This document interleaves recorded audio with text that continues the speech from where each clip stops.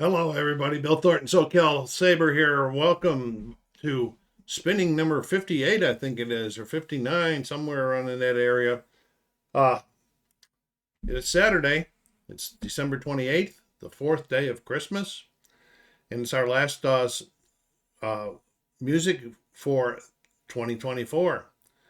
This is I'm going to review and show you the media that I listened to in this week from my vinyl albums and from my music CD collections, and from something new to my collection. So, anyway, let's get started here. The first one I'm going to start off with is you're probably going to say, "Why did you buy this, Bill? This doesn't look like you at all, or remind me of a, or isn't like it at all." Well, it's a 2021 album, and I can't get it out of the cover. There we go. And it's by Tony Bennett and Lady Gaga, called Love for Sale. It's jazz. It's easy listening. It's kind of nice. It's the second collaborative album by the American singers.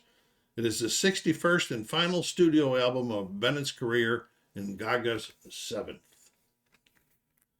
You know, the album charted inside the top 10 albums charts in various countries. On the U.S. Billboard 200, it debuted at number 8 as the duo's second top 10 entry, and garnered Bennett the individual record for the longest span of top 10 albums for a living artist. You know, back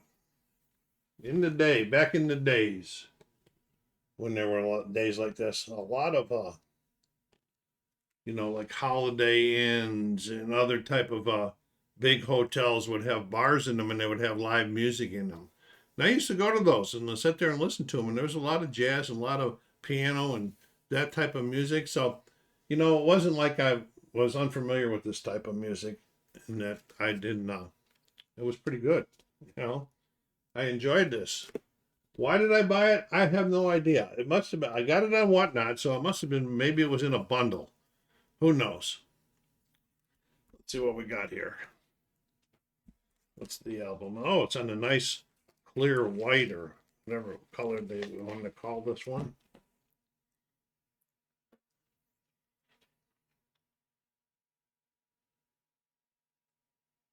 With different color labels. Pretty cool stuff. So that started the week off with some jazz, which I don't have a lot of jazz in my collection, with the Love for Sale album by Tony Bennett and Lady Gaga from 2021. So good stuff. Check it out. Check it out on your. If you like jazz, check it out. It's not the typical hip hop jazz or bebop jazz or anything like this. Nice, smooth stuff.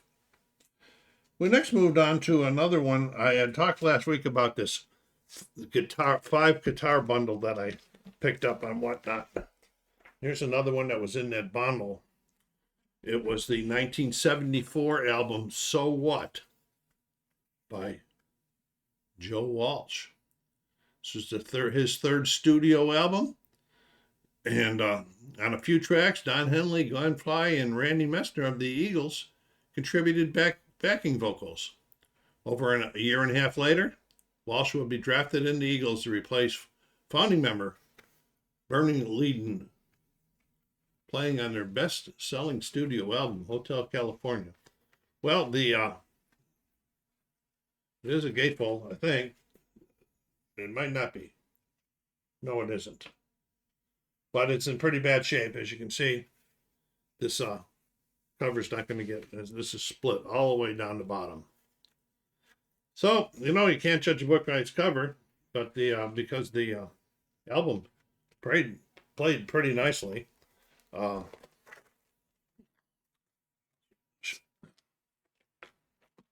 Yeah, speaking about Joe Walsh, we'll get to him later on. This is on the ABC Dunhill label. And I'm looking at the back here to see if there was any major things on it.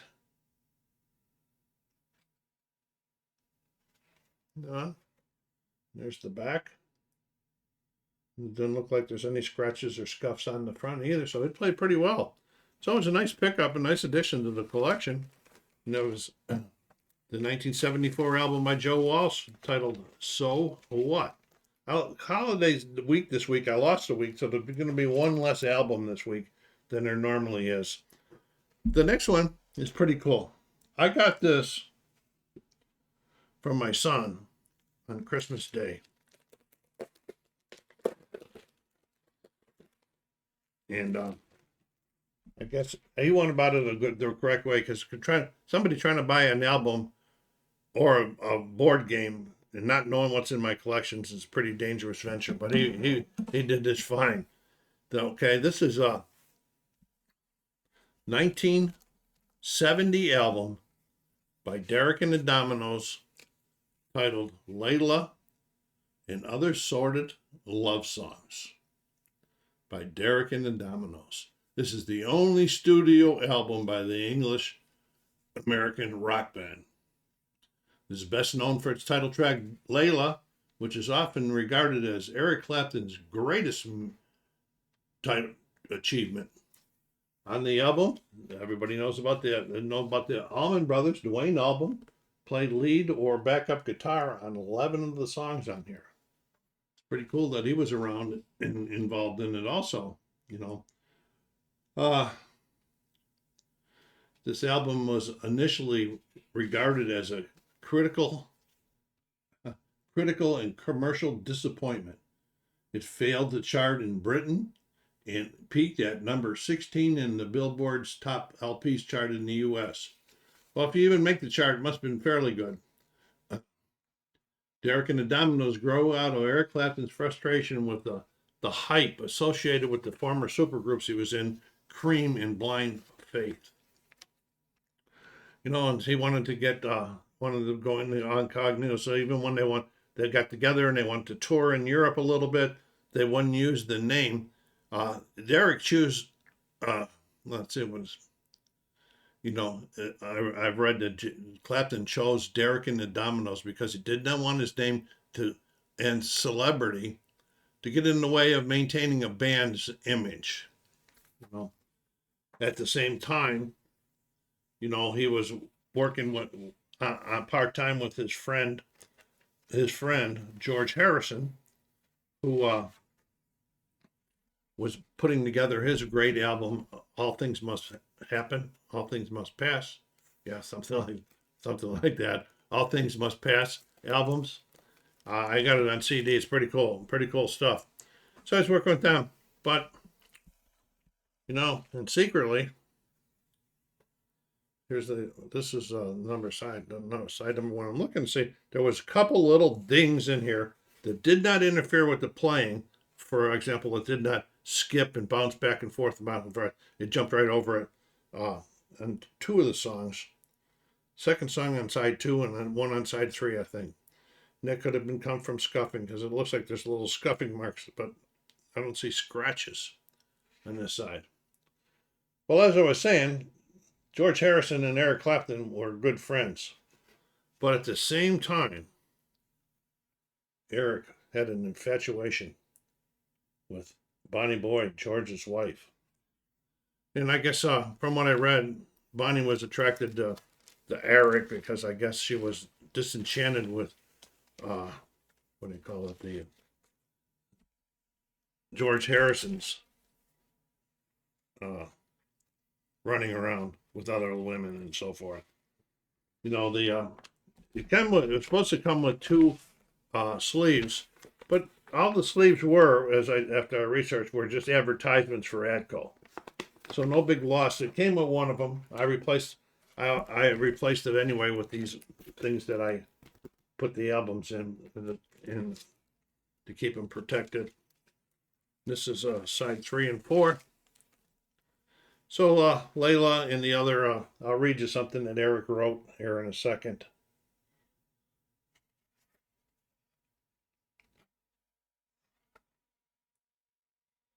Now he wrote this many years later, after getting, you know, during this time, Derek and the Dominoes, the whole group was involved in some really serious, heavy drugs going on. So this is 1985, Eric said this after he'd start to sober up and he got there, and he said this. We were a make-believe band, talking about Derek and the Dominoes. We were all hiding inside it. Derek and the Dominoes, the whole thing. So it couldn't last. I had to come out and admit that I was being me. I mean, being Derek was a cover for the fact that I was trying to steal someone else's wife. That was one of the reasons for doing it, so that I could write the song and even use another name for Patty.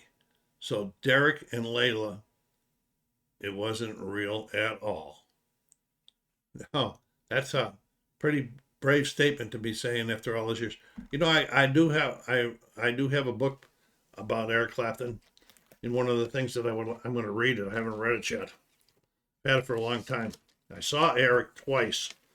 I saw him first time at Pacific Amphitheater. I went down there with my sister and her husband. In fact, I went down there with both my sisters and their husbands. And I saw him, I think it was the Journeyman tour at Pacific Amphitheater. Really great. I finally got to see him after all these years. I've been an Eric Clapton fan for a long time, but he was always on other parts of the world than that. Then I got to see him again at Dodger Stadium when he was on tour with Eric Clapton. That was pretty cool because Eric came out and did the first set. They switched every other concert, did the first set for a little over 2 hours he played. Then the intermission, and Elton John came out and played for 2.5 hours. They played a couple songs together, but that was pretty cool to get to see Eric Clapton. And so that was the gift my son got me, and I tracked it down. I think it's a first pressing, but I'm not sure. And that was the 1970 only album released by Derek and the Dominoes titled Layla and Other Assorted Love Songs. Want to know more history about the George Harrison and Eric thing? You can go check it out. All right, so now we already got down into the CDs. And this was a strange one, too. I have been a pretty strange week. This was the 1988 album by the New Kids on the Block called Hanging Tough. You know, and it's widely regarded as the group's breakthrough album, gaining positive reviews for the musical transition from bubblegum pop to urban contemporary, blended with popular rock music. It's funny that the label was going to cut these guys, terminate them in 1986, but their manager asked them to stick by for a while, and by the end of 1989, this album topped the U.S. Billboard charts, while peaking at number 2 on the Canadian album charts that year and the UK charts the following year. Many awards included Grammys, and everything followed this. And I bet you that company is really glad they did not do it. So we're talking about making 1988 or a little bit before then. You know, this was really big with the kids. My daughter was in junior high school. So her mother and I took my daughter and 2 of her friends down to Pacific Amphitheater again. They used to have some really good concerts on there to see them in concert. You know, and before the concert opening up, then we got to see Marky Mark and the Funky Bunch. Most people nowadays, younger people only know Mark Wahlberg as the actor, but he was the singer in the Marky Mark and the Funky Bunch. He used to be noted for pulling down his pants and having to just being in his underwear. That's pretty funny. But anyway, we also saw Snoop Dogg that day, and a couple others that I can't recall their names of that opened up for them. And then on come the New Kids on the Block, and I was totally surprised at how good their show was. It was really, really good, you know, and I was very, very happy. So time goes on. 20 years later, New Kids on the Block, grown up, they're going to go out to, they're going to go on concert, 20-year concert tour. So my daughter calls and says, Dad, we want to see him 20 years ago. Let's go see him again. And because I says, yeah, okay, I'll go see him again. So I went there with my daughter, and my daughter's best friend at the time, and my stepdaughter and her mother. And I'm going to tell you, it was at the Forum in LA that we saw him. That was probably in the top 5 shows I've ever seen. It was that good. And the opening act up in the stage, my daughter and her best friend and and it was just me and my stepdaughter sitting there when this lady was up there singing, and I really liked that. I asked Davina, who is that? And she says, Dad, she says, that's Lady Gaga. Her name is Lady Gaga. She's not even famous yet. She's just trying to make her way. So we saw Lady Gaga before she was even famous. I liked her then. I still like her now. So that was the story behind this 1988 album, Hanging Tough by New Kids on the Block. Wow, we're really getting a lot to talk about today, huh? Anyway, here we go. Next CD, we did get two of them in, was the 1989 album titled 11 by the Smithereens. You guys remember the Smithereens? Their big hit was the opening song, A Girl Like You. They had a lot of pop. Let's see, what did they label these guys as? Their music styles. Alternative and pop rock. Okay? So anyway, this was the third studio album by the American rock band. They included the Billboard top single, A Girl Like You. The song, let's see, where was I saying? The song peaked at number 2 on Billboard's mainstream rock chart and number 3 on the magazine's modern rock chart. It became the band's first top 40 entry into the Billboard Hot 100, peaking at number 38 and spent 20 weeks on the chart. All right, this is a nice change of pace from what I've been listening to all week, and I like the whole album. I must have heard that song on the radio and says, I got to try these guys out. And I tried them out. I don't think I have anything else by the Smithereens in my collection, but I tried this one out. Don't regret it. Don't forget, when we're done, when I'm done with the review of all of the media, I'll let you know the two that I enjoyed the most this week.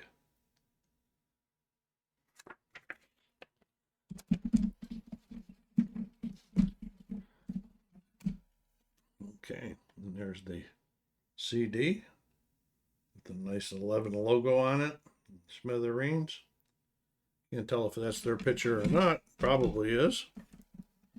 But that was the second CD this week, the 1989 album 11 by the Smithereens. So now we get down to this morning. And this morning, as you know, the last one of the week is always where I pull it out, already cataloged game or record in the collection. So I've already been in there for a long time. And this was the 1976 album by the Eagles, Hotel California. By the way, I make this mistake sometimes too. The actual title of this group is not The Eagles. It is Eagles. No, there's no the on it. Anyway, this is the 5th studio album by the American rock band. And it is a gatefold. Let me see if I can. I wasn't even making sure you could see that. Okay. And then, how could you not like the stuff on this album? This is the band's first album with guitarist Joe Walsh. Talked about this a little bit ago, who had replaced the founding member Bernie Leadon, and the last to feature the founding bassist Randy Meisner. You know, the songs, Hotel California. They don't have a list of the songs on here, do they? If it is, I probably can't read them anyway. Oh, yeah. Hotel California, New Kid in Town, Life in the Fast Lane, and Wasted Time. What a side one. That's 4 songs. It was all side one. And then side 2 is good songs, not as, it didn't receive the notoriety that the songs on the side 1 did. So I ever put it together and good place. The final song, The Last Resort, is pretty cool. I like that one too. So anyway, Hotel California was an immediate critical and commercial success, topping the U.S. Billboard's 200 chart. At the 20th Grammy Awards, the title track won Record of the Year, and New Kid in Town won Best Arrangement for Voices. The album was also nominated for Album of the Year, but lost to Fleetwood Mac's Rumors, which still sells that. I read that this album here sold over 32 million albums too. and it is a concept album, which I didn't know until I started reading some stuff about this album this morning. It was the U.S.'s 200th anniversary, and Don Henley says that they were all sat there thinking when they were getting ready to put this album together was, okay, the eagle, and the eagle is a symbol of the United States. He says, let's do a concept album in, saying that, hey, we're 200 years old, we made it this far good, but we're going to have to change if we're going to continue being good. It's the basic of the concept. I'm surprised at how many albums are concept albums that I don't even think about sometimes when I'm listening to the songs. And let's see what we got here. And this one played very, very nicely.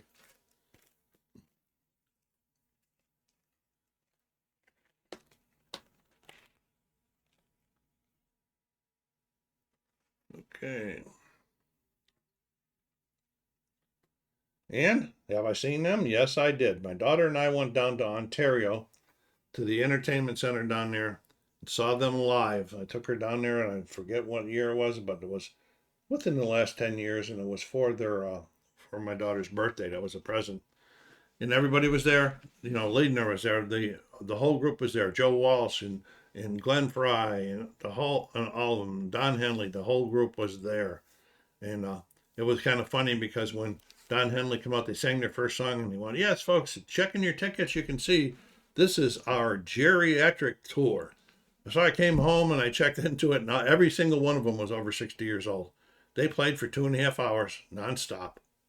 All of their great hits, all of their songs and everything. Really great show. Well, anyway, what did I like the most? I liked everything, first of all. And I liked from the jazz from Tony Bennett and Lady Gaga to the pop beat stuff of the New Kids on the Block, even though I thought that their second album I thought was a little boring, even though they were great in concert.